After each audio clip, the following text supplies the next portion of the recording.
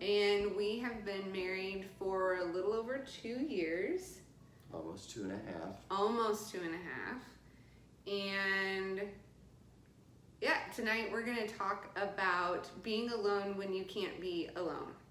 I feel like that's very appropriate for where we are right now in life. Yes, perhaps some of you in this time of quarantine have thought, wow, I don't like being around my spouse as much as I thought I did. Or I can't get far enough away from them. Yes. So we feel like we are uniquely qualified to talk about that. We'll explain why later. But first, we're going to give you some time to get settled, get your beverage of choice. I don't know, wear your PJs. I know, typically I'm in PJs. Yeah, we got dressed up. Oh, by the way, you might notice that we're matching.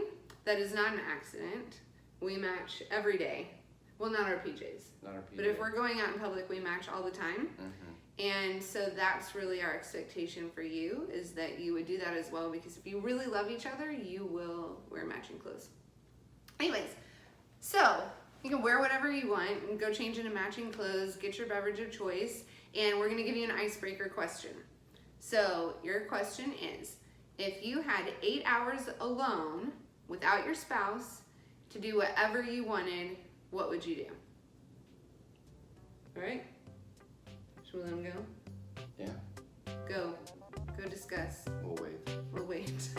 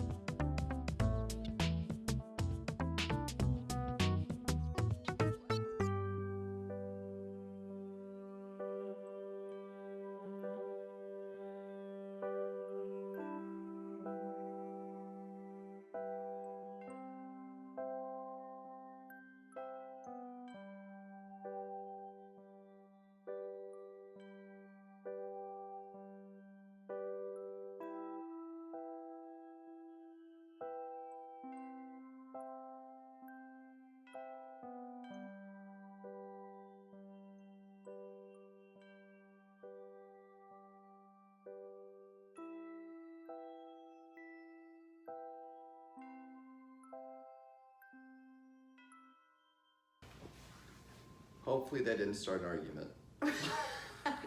Seriously. If it did, that's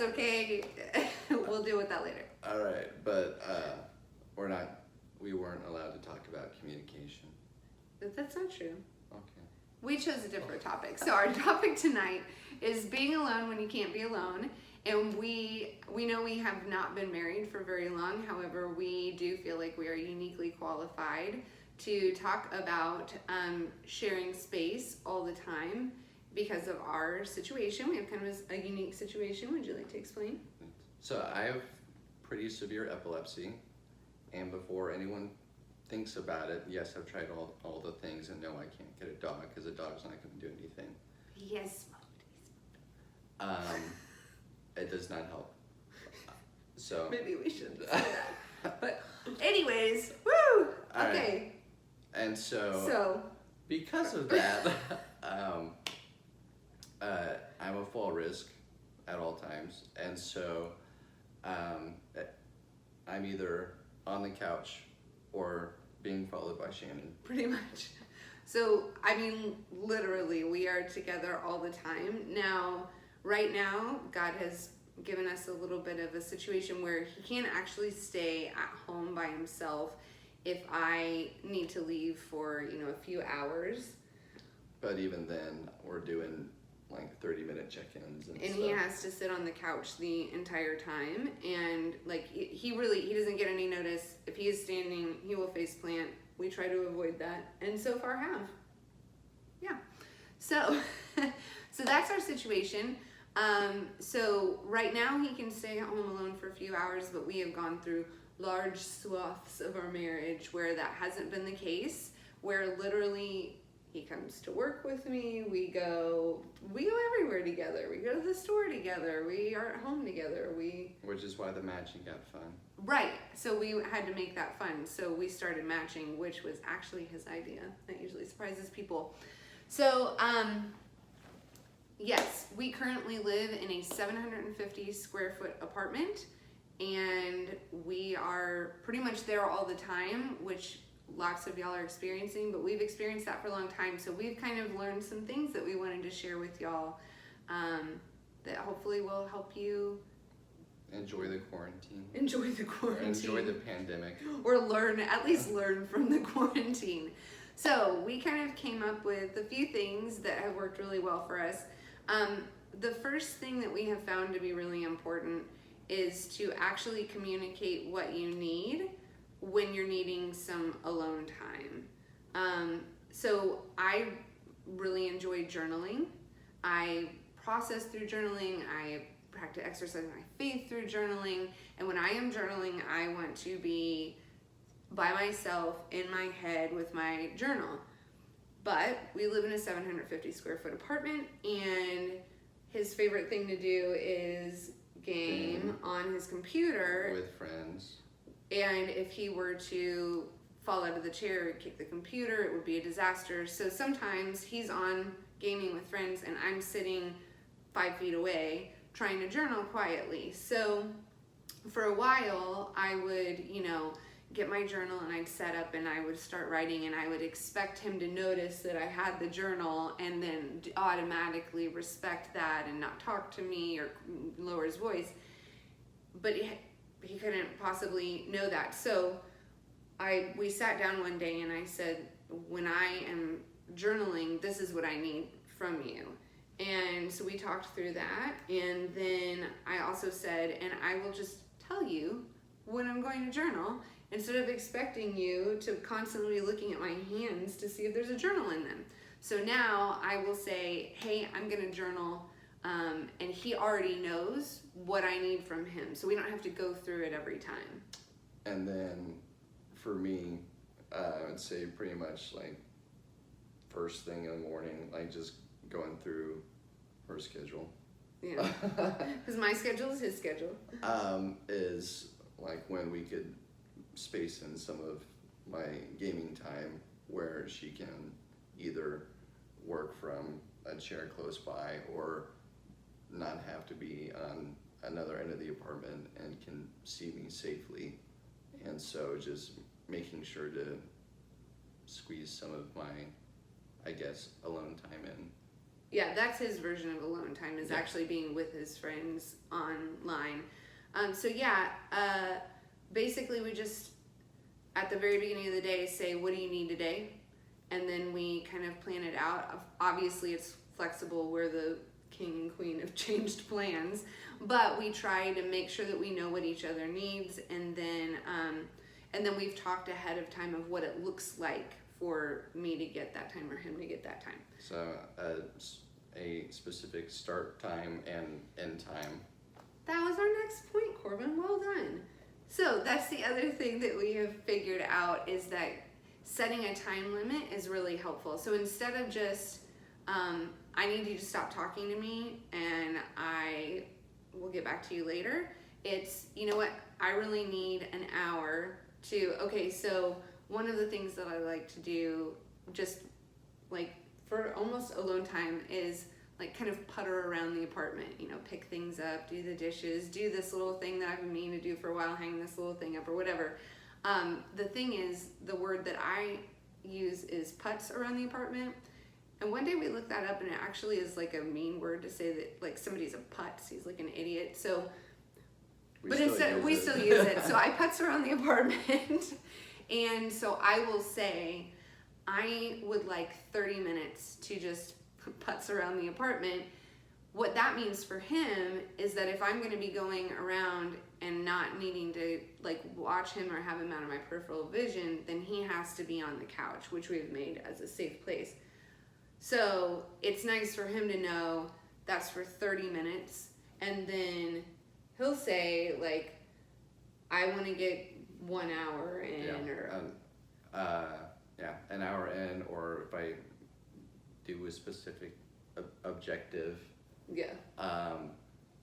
or if one person leaves from the game. So sometimes, and that's why it's flexible, because sometimes they'll be like, oh my gosh, all my friends just got online, and we'll be like, okay, cool, give me 5 minutes to do this. And then, so I mean, everybody has to coordinate schedules to a point, but what we try to add in is, what do you need today in terms of alone time, social time? I love to go walk around Target, and so can I get an amen? And so I will just say, I just need to go walk around Target today. What time would that work? So setting a specific start and end time, and then making it a priority for each other. We really have to, because of our situation, we really have to be conscious of our mental health and emotional health. And so, you know, but also because of our situation, really for either of us to get any sort of alone time, separate time, requires some sacrifice. So I already mentioned it on my end, if I leave or am wanting to just kind of walk around, he has to literally just sit on the couch. Yeah, and then she has to be able to at least see me. Yeah. In order for me to get my alone time. And we feel like this is the closest possible way to relate to those of y'all with kids. Yes, because we do not have kids, and so that is an added complicating factor. So, but we feel like we kind of straddle the fence between couples without kids and couples with kids, because I'm kind of like a child, can't be left alone. Yeah. So anyways, I mean, really, a lot of this I think is common sense, but I think part of the thing that's a little bit different for us is we have figured out how to literally in the same room be by ourselves. And that's a skill we've had to develop. And really what it is saying, this is what I enjoy doing and I need to do it alone. So here's what I need from you so that I can pretend that I'm alone, basically. Yeah, and that doesn't and it not hurt the other person's feelings. Right. So we have worked really hard to make sure that it's not like, well, why don't you want to spend time with me? We know it's important for each of us to get that time. And so I would say we are similar in the introvert versus extrovert. We're both on the introverted side, but not super far, wouldn't you say? So, however, the difference is I work outside the home in a job that's pretty emotionally tiring, and I'm on the couch. yeah, he's just on the couch by himself while I'm doing all that.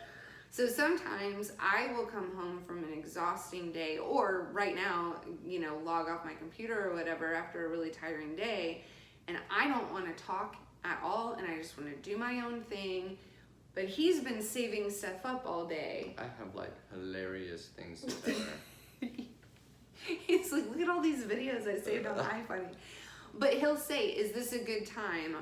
Or I'll say, actually, so today was really tiring. If you can just give me 30 minutes to putz around the apartment, then I would love to, look at that or watch this show with you or whatever. So yeah, it's not an offensive thing. It's not like, why don't you want to spend time with me? It's just, we each have different needs. You can't just always be exactly the same all the time. And then also, as much as we try. Yeah. Also prioritizing like kind of